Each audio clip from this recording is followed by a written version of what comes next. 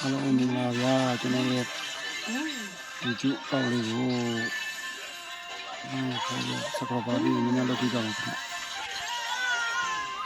ဗျစကားပါလုပ်ပြီးတော့ဒီပလက်ဖောင်းလေးကိုကြည့်နေတယ်ခင်ဗျကျွန်တော်ရဲ့အပေါ်လေးစကားပါနည်းနည်းလေးလုပ်ပြကြအောင်ခင်ဗျခုဆိုရင်မြန်တော့မှတော့စစ်ကြောင်းထုံးနေတယ်ထုံးနေချင်တယ်တော့ချက်နေရှိတယ်နော်အားလေအများကြီးရှေ့ပြကြပါဦး။ဟာဒါမင်းကြီး။အများကြီးပြကြပါဦး။ဟုတ်ရှင်ပါ။ဒီမှာစကြောင်းလေးထုံးနေပါနော်။ဒီစကြောင်းထုံးနေတော့အများကြီးရှေ့ပြကြပါဦးခင်ဗျ။ကျန်ပါတော့လည်းပြကြပါဦး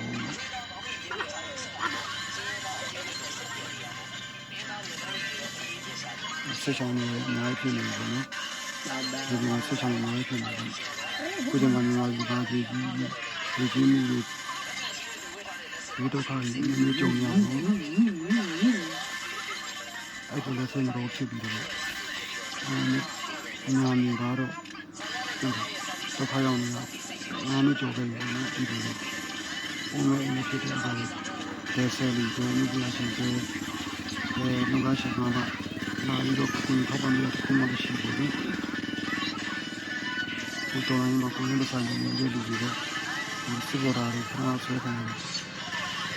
စက်တောင်ကြီးကကျွန်တော်တို့အင်ဂျီရောက်လာတယ်ပေါ့နော်ကျွန်တော်တောင်းမိပြီးရောက်ပြီးပြောက်ဒီချိန်မှာပါနေတယ်ပေါ့အဲ့တော့အားစားရင်းနေလည်းပြောချင်တာတော့ညတော့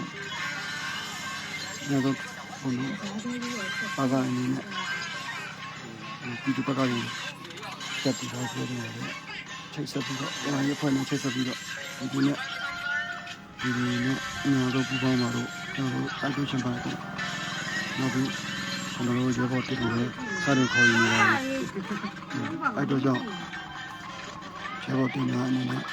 ကျွန်တော်တို့ချိတ်ဆက်ပြီးတော့အားရရပါတယ်အခုတော့စကားပါလို့ကျွန်တော်ဒီစကားပါလေးလုပ်ကြပါဦး